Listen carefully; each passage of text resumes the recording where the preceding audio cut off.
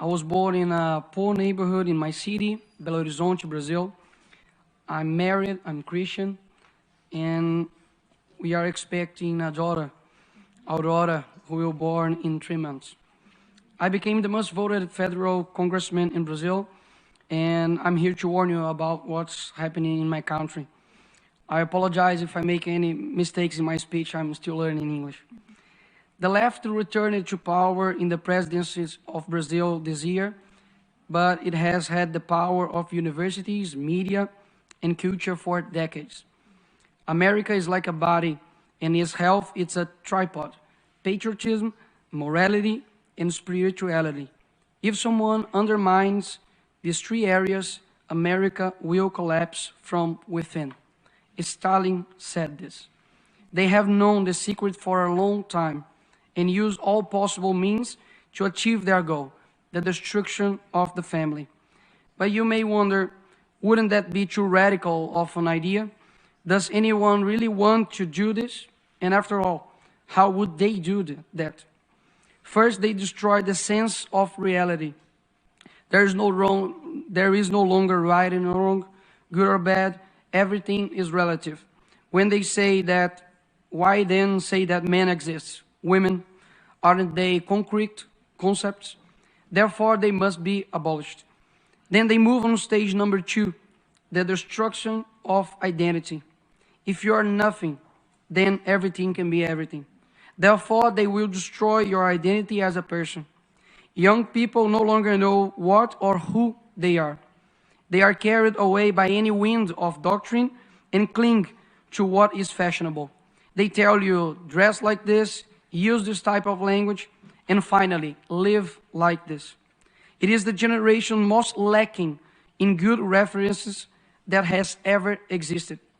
After all, the left replaced Jesus with a Black Lives Matter activist and exchanged the cross, which represents injustice, against an innocent person for symbols that represent nothing other than selfishness of activism itself. By the way, the rainbow is not yours, but ours. Read the Bible and you'll find out.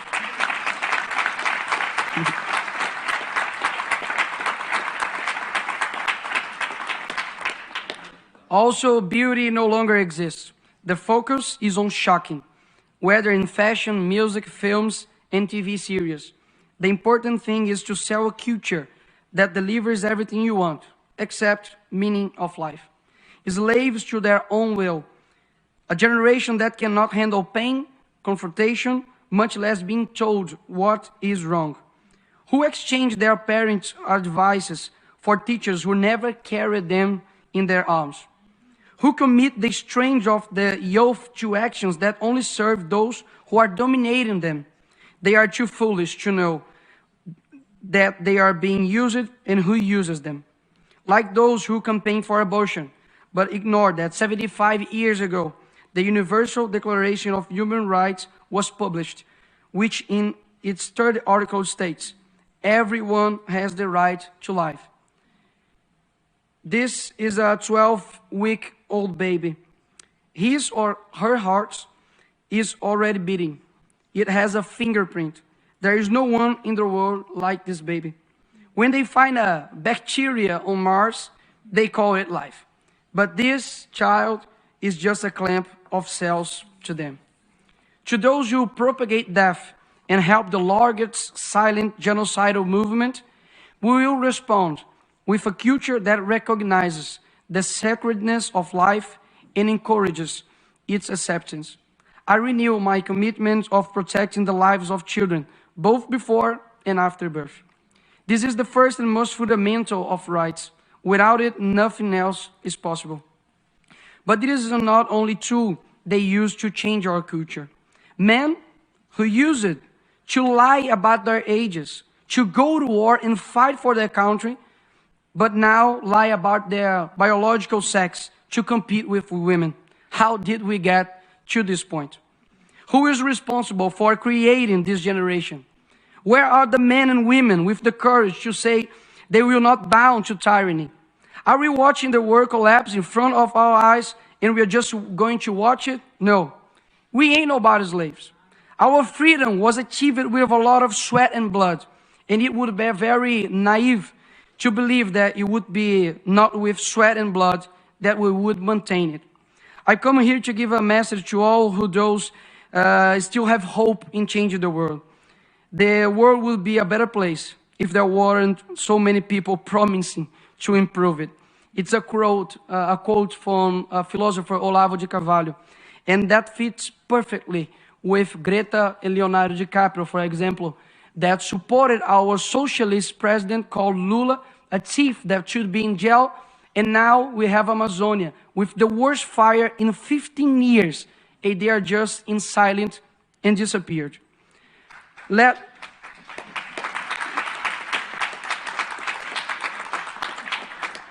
us first be the change. I know that the situation looks terrible and the conservatives tend towards private life, his work and his family. But if we don't rise up for public life, our private life will be and is in danger. To do this, we need to raise educators who will dictate new directions for UNESCO, for example. Education that teaches and not doctrinates. New judges who will honor the magisterium and deliver justice. And not like some of Brazil's Supreme Court who have betrayed the Brazilian people and persecuted their political opponents. New teachers who will use the classroom to train students and not activists. New artists, musicians, directors who will influence culture towards something other than just sex and promiscuity. New people who will transform this world. Know that if you are listening to me right now, I believe in your strength, in your ability to influence and change where you are. You start with your family, then your neighbor. Bring light to your neighborhood, and we will live better than we are now. We never know the extent of our influence, where our voice will reach. But I hope I have reached your heart, because I'm speaking from it. Love is the only thing that transcends time and space. So I hope this speech resonates across generations. To complete, I always say a phrase in Brazil. The present is theirs, but the future is ours. But I hope that one day I'll say, the present is ours, and so is the future. Thank you very much.